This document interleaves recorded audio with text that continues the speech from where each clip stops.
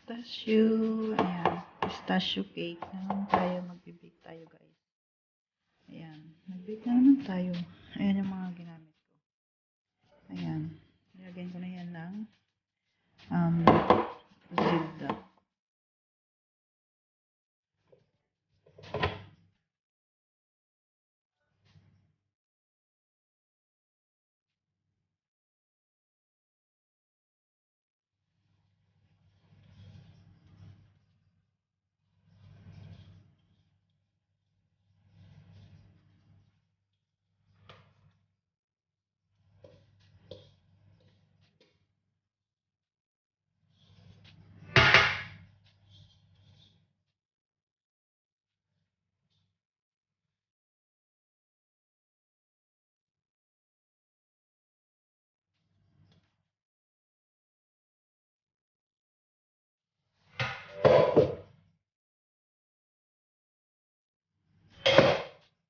Guys.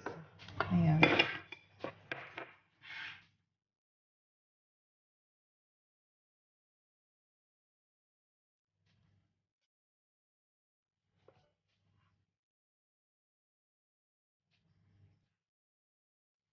Flat lang natin.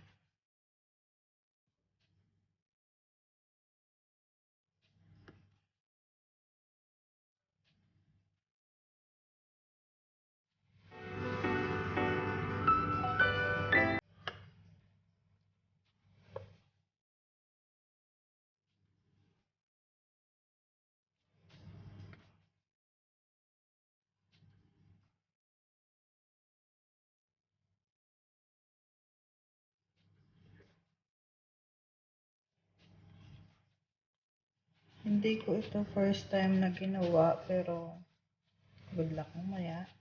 Kasi, ano lang, first time lang namin na in-overnight sa labas yung itlog. Tinry namin kung anong mangyayari. Kasi nung last kong gawa nito ay parang hindi siya masyadong umalasa. So, ayan. Kaya sabi ni Amo, try natin na hayaan lang sa labas ang itlog. Ayan, wag ilagay daw sa ref. Ayan. Kaya ito, good luck mamaya guys. Same lang naman siguro.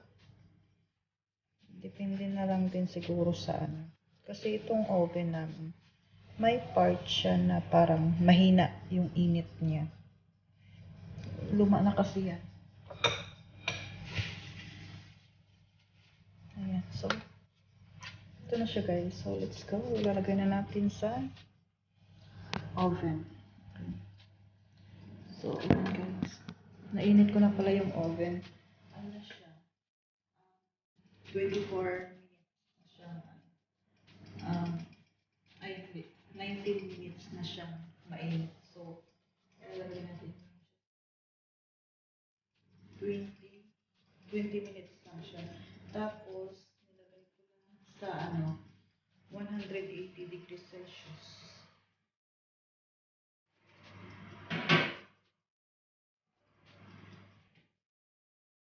So, hintayin lang natin matapos yung time. Ayan. 20, nakalagay siya sa 20. Tapos dito, sa gitna siya ng 200 tsaka 175. So, 180 yan siya dito. So, good luck.